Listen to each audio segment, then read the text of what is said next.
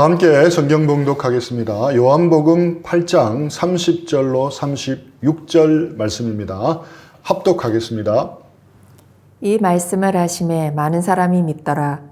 그러므로 예수께서 자기를 믿은 유대인들에게 이르시되 너희가 내 말에 거하면 참으로 내 제자가 되고 진리를 알지니 진리가 너희를 자유롭게 하리라.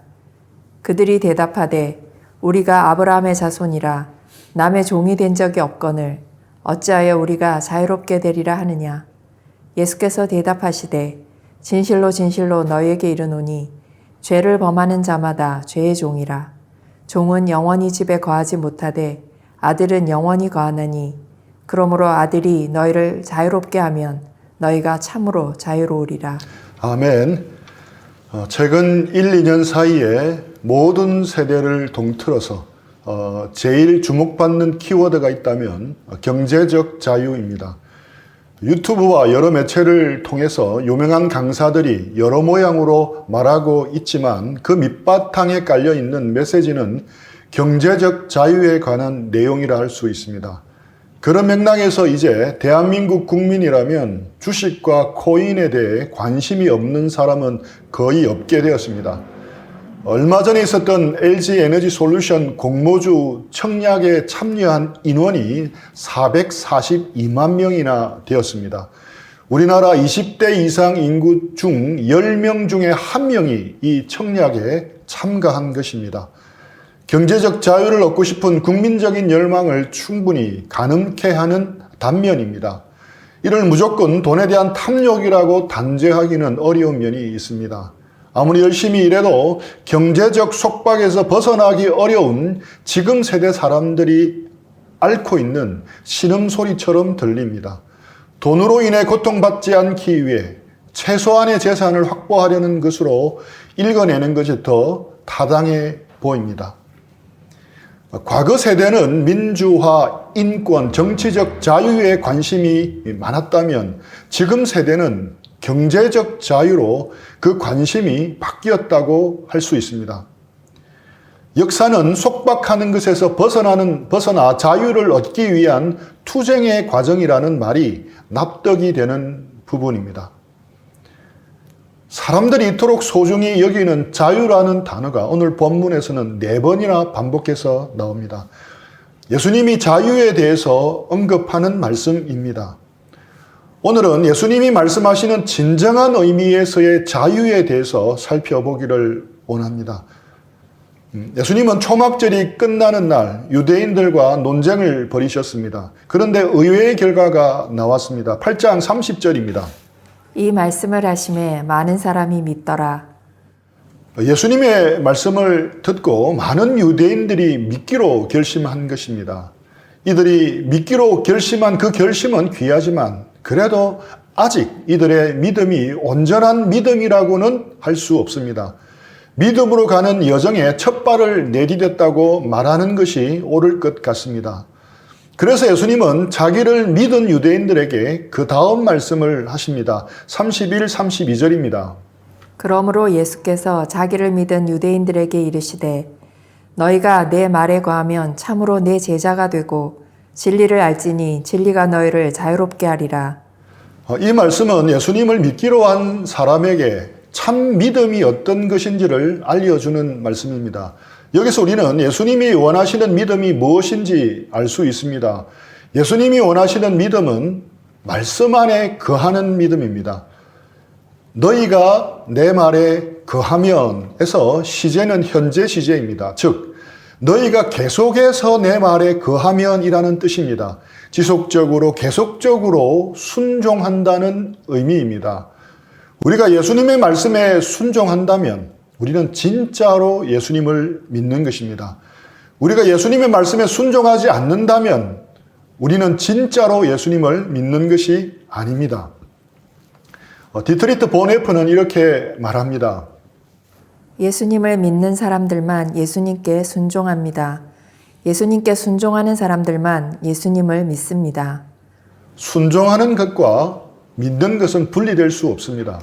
순종하는 것과 믿는 것은 동전의 양면과도 같습니다. 한쪽 면만 가진 동전은 없습니다. 순종하는 사람만이 믿는 사람입니다. 그렇게 말씀에 순종할 때 참 제자가 된다고 말씀합니다. 그리고 진리를 알게 되고 그 진리 안에서 자유를 누린다고 말씀하십니다. 33절입니다. 그들이 대답하되 우리가 아브라함의 자손이라 남의 종이 된 적이 없거늘 어찌하여 우리가 자유롭게 되리라 하느냐. 유대인들은 자신들이 아브라함의 자손이며 하나님의 약속을 받을 자이지 결코 종이 아니라고 말합니다. 하지만 혈통적으로 유대인이면 자동적으로 아브라함의 자손이 되는 것은 아닙니다. 갈라디아서 3장 29절 말씀입니다. 너희가 그리스도의 것이면 곧 아브라함의 자손이요 약속대로 유업을 이을 자니라. 예수님 안에 거할 때 아브라함의 자손이 되는 겁니다. 예수님 안에 거할 때 약속대로 유업을 이을 자가 되는 것입니다. 하나님의 나라를 유업으로 상속받는 하나님의 아들이 된다는 것입니다. 35절, 36절입니다. 종은 영원히 집에 거하지 못하되 아들은 영원히 거하느니 그러므로 아들이 너희를 자유롭게 하면 너희가 참으로 자유로우리라. 35절에서 말하는 집은 하나님의 나라를 의미합니다. 예수님을 거절한 유대인들은 죄의 종입니다. 죄의 종은 집, 즉 하나님의 나라에 거할 수 없습니다.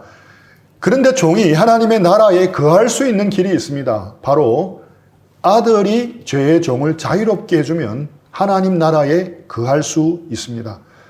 아들이 너희를 자유롭게 하면 너희가 참으로 자유로우리라. 내 말에 거하면 진리를 알지니 진리가 너희를 자유롭게 하리라.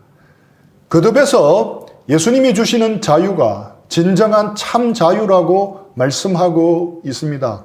그렇다면 이 말씀에서 예수님이 주시는 자유는 무엇입니까? 우리가 예수님을 믿고 말씀 안에 거할 때 얻을 수 있는 자유는 무엇입니까? 여러 가지가 있습니다. 먼저는 두려움과 근심으로부터 자유를 얻을 수 있습니다. 불확실한 미래들, 여러 가지 문제들, 그리고 질병과 사고에 대한 두려움, 죽음에 대한 두려움 등등의 두려움과 근심에서 자유를 얻을 수 있습니다. 제가 처음 예수님 믿고 누렸던 평안함이 바로 그것입니다. 두려움과 근심으로부터 많이 자유케 해 주었습니다. 또 자기 자신으로부터 자유로울 수 있습니다.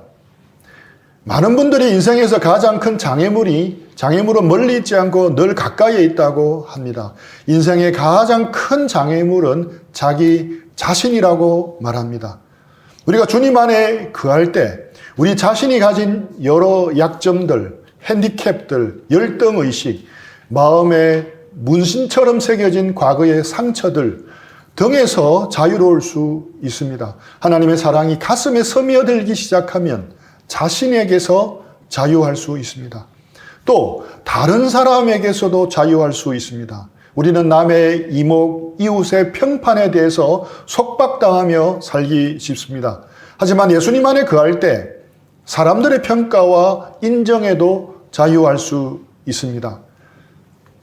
또한 우리는 우리를 괴롭히는 율법적인 신앙에서도 자유를 누릴 수 있습니다. 이것도 해내야 되고 저것도 해내야 하고 그래서 하나님을 만족시켜야 한다는 강박에서 벗어나 하나님의 사랑을 누리며 자유롭고 즐겁게 신앙생활할 수 있습니다. 그리고 죄로부터 자유를 누릴 수 있습니다. 이것은 엄청난 자유입니다. 우리의 힘으로는 우리가 지은 죄를 용서받을 수 없습니다. 죄의 형벌 가운데 구원받을 길이 전혀 없습니다. 오직 예수님의 십자가 공로 때문에 죄로부터, 죄의 형벌로부터, 죄의 영향으로부터 자유를 누릴 수 있게 되었습니다. 제가 언급한 이 모든 자유 외에도 누릴 수 있는 자유가 더 있을 수 있습니다. 그런데 오늘 말씀드리고 싶은 것은 좀 더 근원적이고 근본적인 자유의 뿌리에 대해서 말씀드리기를 원합니다.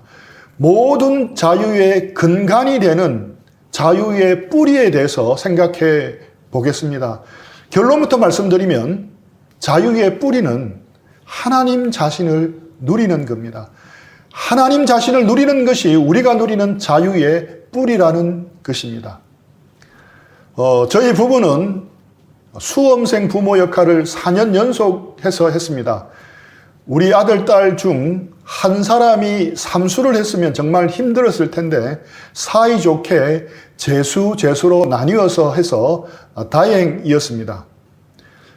이처럼 입시하는 고3 수험생은 자신도 힘들고 부모들도 힘듭니다. 아침부터 밤 12시 넘게까지 계속해서 책을 붙들고 있어야 합니다. 그렇지 않아도 활동력이 왕성한 나이에 그렇게 한다는 것은 옆에서 보기에도 쉽지 않은 일임에는 분명합니다. 이런 고3 수험생들이 가장 원하는 것이 자유입니다. 마음대로 하고 싶은 겁니다. 마음대로 게임도 하고 싶고, 마음대로 자고 싶고, 마음대로 쇼핑도 하고 싶고, 마음대로 영화도 보고 싶고, 여행도 하고 싶습니다. 수능 치고 나면 다들 그렇게 해보고 싶어 합니다. 자유롭고 싶은 것입니다.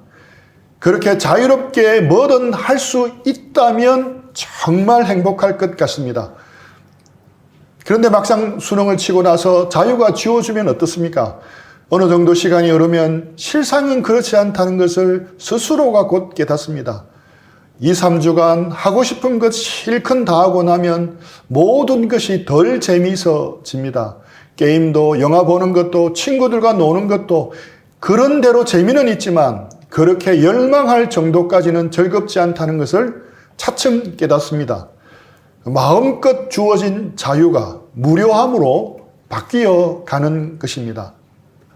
그래서 대학생들과 이야기를 나누어 보면 짜여진 틀 속에서 시간을 쪼개서 놀았던 고3을 그리워하는 경우가 생각보다 많았습니다.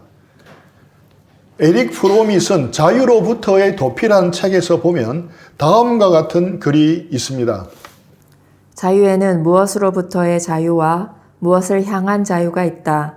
현대에는 광범위하게 무엇으로부터의 해방된 자유가 있다. 즉 빈곤에서의 해방, 무지에서의 해방, 도덕에서의 해방, 그리고 정치적 억압에서의 해방 등 이 모두가 자유와 해방을 말하고 있다. 그래서 보다 많은 자유를 허용하고 보다 자유할 수 있는 인간으로 해방시켜 놓았다.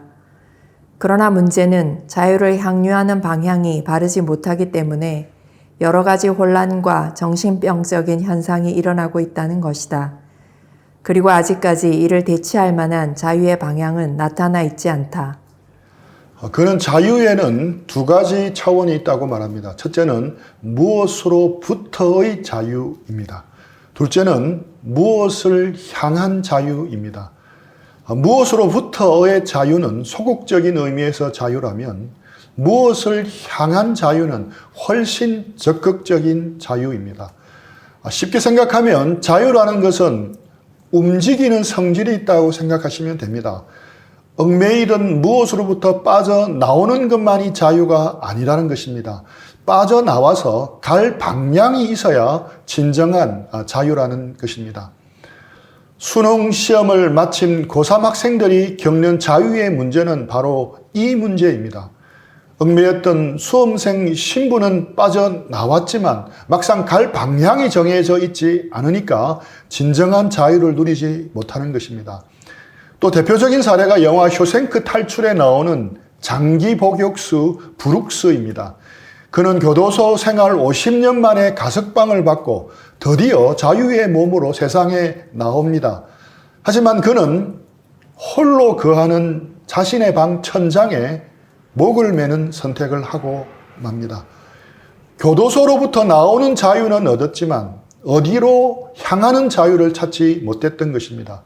이러한 모습은 고3 수험생들, 장기 복역수에게만 있는 현상만이 아니라 우리 모두에게도 관찰되는 현상입니다. 즉 하나님을 떠난 모든 사람에게 있는 모습이라는 겁니다. 에릭 프롬은 인간의 역사를 자유가 확대되어 가는 과정이라고 했습니다.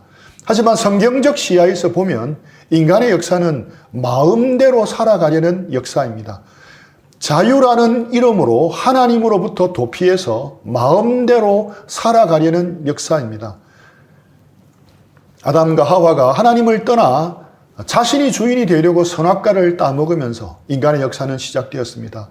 그 이후 이성주의, 합리주의에 기초한 인간의 문명은 근대에 이어 현대에 이르기까지 계속 하나님으로부터 멀어지려고 했습니다. Don't touch me. 하늘에 계신 하나님은 거기 계십시오. 우리가 이 땅에서 주인이 되어 살겠습니다. 라면서 살아왔습니다. 그 결과 자유가 가득한 삶이 찾아온 것이 아니었습니다. 죄와 전쟁과 탐욕에 붙잡힌 세상이 되었습니다. 즉, 인간은 하나님을 떠나 무엇으로부터 자유는 쟁취해내었습니다. 하지만 무엇을 향한 자유는 가지지 못한 것입니다. 그래서 더 큰 구속과 굴레에 빠지게 된 것입니다. 고3 수험생들, 영화 쇼생크 탈출의 브룩스와 같이 되어버렸던 것입니다. 우리가 하나님으로부터 벗어나면 진정한 자유가 올 것 같지만 그렇지 않습니다. 진정한 자유를 얻는 길은 하나님 품 안에 있을 때입니다. 그러므로 하나님으로 향하는 자유가 freedom to God, 하나님으로 향하는 자유가 진정한 자유입니다. 하나님께 돌아갈 때 참 자유가 있습니다. 푸른 창공에 높이 떠오른 연이 스스로 이렇게 생각할 수 있습니다. 이 연줄만 없다면 얼마나 자유롭게 하늘을 날 수 있을까? 그러나 실제는 그렇지 않습니다. 연줄은 연에게 있어서 생명줄입니다. 연줄은 연을 날게 하는 원동력입니다. 연줄이 끊어지면 더 멀리 날아가는 것이 아니라 추락해버립니다. 이처럼 우리 인간도 우리를 지으신 하나님의 품 속에 있을 때 자유롭습니다. 우리 인간이 있어야 할 자리는 하나님 품 안입니다. 가지가 나무에 붙어 있어야 하듯 우리는 하나님 품 안에 거해야 하는 것입니다. 시편 131편입니다. 여호와여, 내 마음이 교만하지 아니하고 내 눈이 오만하지 아니하오며 내가 큰 일과 감당하지 못할 놀라운 일을 하려고 힘쓰지 아니하나이다. 실로 내가 내 영혼으로 고요하고 평온하게 하기를 젖된 아이가 그의 어머니 품에 있음 같게 하였나니 내 영혼이 젖된 아이와 같도다. 이스라엘아, 지금부터 영원까지 여호와를 바랄지어다. 내가 내 영혼으로 고요하고 평온하기를 젖된 아이가 그의 어머니 품에 있음 같게 하였나니. 가만히 보면 젖 먹는 아이가 어머니 품에 있다는 표현이 자연스러운데 다윗은 왜 굳이 젖된 아이라고 표현했겠습니까? 젖 먹는 아이는 어머니 품에서 먹을 것을 구합니다. 하지만 젖된 아이는 더 이상 어머니 품에서 구하는 것이 없습니다. 그냥 품에 안겨 있는 것으로 만족합니다. 그 품에서 어머니의 체온을 느끼고 향기를 즐기는 것으로 만족합니다. 다윗은 우리가 하나님과 나누어야 할 교제가 그와 같다고 생각했습니다. 하나님 안에서 진정한 만족과 안식을 찾는 것이 인간의 삶에서 가장 중요한 일입니다. 이것이 진정한 자유를 누리는 길이기 때문에 그렇습니다. 그렇다고 시편 131편에서 말하는 신앙은 세상과 완전히 격리된 수도원 같은 신앙을 말하고 있는 것은 아닙니다. 세상의 모든 힘든 일을 떠나 하나님 품으로 도피하는 것이 아닙니다. 그런 믿음은 영적 마약과도 별로 다르지 않습니다. 주님과 동행하고 주님 안에 거하고 주님의 말씀 안에 거하는 삶은 도피가 아니라 일상입니다. 매일매일의 바쁜 일상의 삶이며 살아가는 방식입니다. 그런데 이런 삶이 정적인 것 같아 보이고 무기력하게 보이는 것 같지만 실상은 전혀 다릅니다. 굉장히 역동적인 삶입니다. 혁명적인 삶입니다. 삶의 모든 영역을 뒤집어 정복시키는 혁명적인 에너지가 있습니다. 주님과 잠잠히 동행하는 삶을 살면 살아가는 방식에서 혁명적인 변화가 나타납니다. 교만과 오만을 버릴 수 있습니다. 큰 일과 감당하지 못할 일을 내려놓을 수 있습니다. 자신의 야망을 위해서 자신과 주변 사람들을 들볶는 삶을 청산할 수 있습니다. 사람들로부터 인정받으려는 욕구를 채우기 위해 끝없이 초조해하며 조바심을 가지지 않을 수 있습니다. 왜 그렇습니까? 곳간에서 인심 나듯 마음의 곳간이 풍성히 채워지면 달라지는 것입니다. 하나님 품 안에서 이미 모든 것을 얻었기에 달라지는 것입니다. 이제 더 이상 과거처럼 살지 않게 되는 겁니다. 삶의 동기와 목적이 달라지는 것입니다. 채우기 위해서가 아니라 이미 채워졌기 때문입니다. 무엇을 얻기 위해서가 아니라 이미 얻었기 때문입니다. 그래서 더 얻으려고 노력하는 대신 그것을 나누며 살게 됩니다. 그래서 주님 품 안에서 주님과 동행하는 삶은 정적인 것 같고 나약한 것 같고 무기력한 것 같고 비동적인 것 같지만 실제로는 역동적이고 혁명적인 무빙이 있는 것입니다. 마치 거대한 바닷물을 일정한 방향으로 움직이게 하는 잔잔한 조류와도 같은 것입니다. 이것이 바로 무엇을 향한 자유가 하나님으로 향하는 자유, freedom to God으로 바뀐 자만이 누릴 수 있는 것입니다. 이것이 모든 자유를 포괄하는 진정한 자유인 것입니다. 진정한 자유의 뿌리입니다.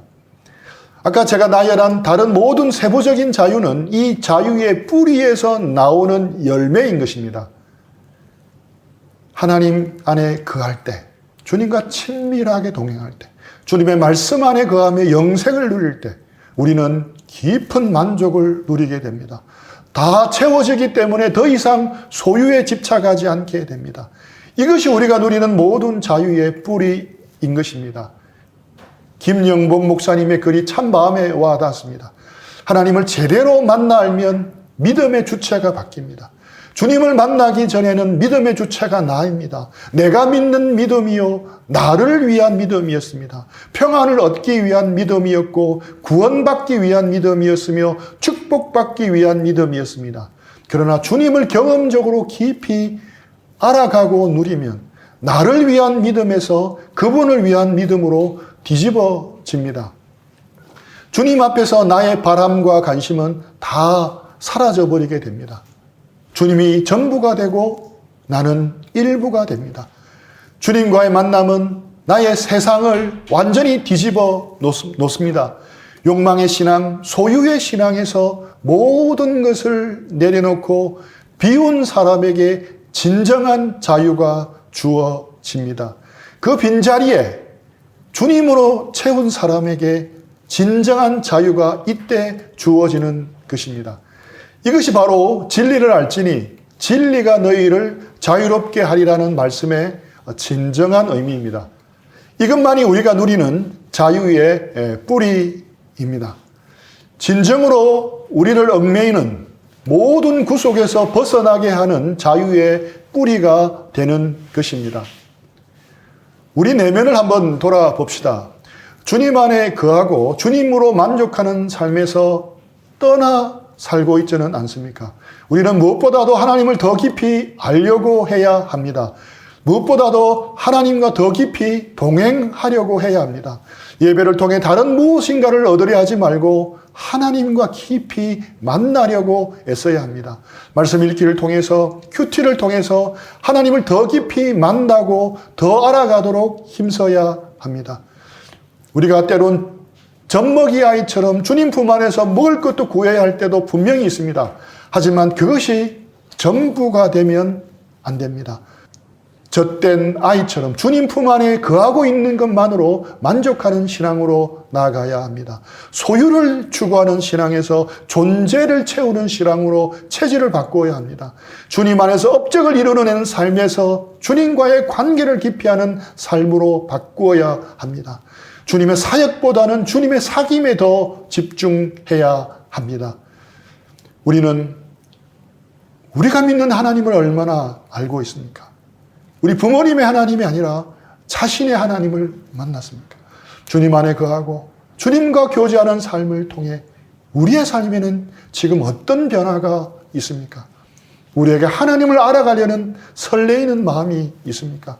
하나님을 알고 싶은 열심과 열망이 있습니까? 여러 활동에 분주하지만 혹시 여러분의 영혼은 텅 비어 있지는 않습니까? 지금부터 영원까지 여호와를 바랄지어다. 바로 지금부터, 바로 오늘부터 이 일에 집중하라고 말씀합니다. 믿는다는 많은 사람이 하나님에 대해 관심이 별로 없습니다. 알고 싶어 하지도 않습니다. 자신이 알고 있는 작은 지식에 만족합니다. 왜 그렇습니까? 하나님을 제대로 만나지 못했기 때문입니다. 세상적인 욕구는 어느 정도 채워지면 욕구는 시들어지기도 합니다. 지나치게 채워지면 오히려 질려버릴 수도 있습니다. 하지만 영적인 만족은 다릅니다. 영적인 만족은 채워질수록 더 열망하게 됩니다. 하나님을 맛보아 아는 사람들은 하나님을 알아가려는 열망에 사로잡힙니다. 우리 모두 일평생 주바라기처럼 구도자로 살아가기를 축복합니다. 우리 들은 말씀 생각하면서 잠시 적용하고 기도하는 시간들을 드리겠습니다.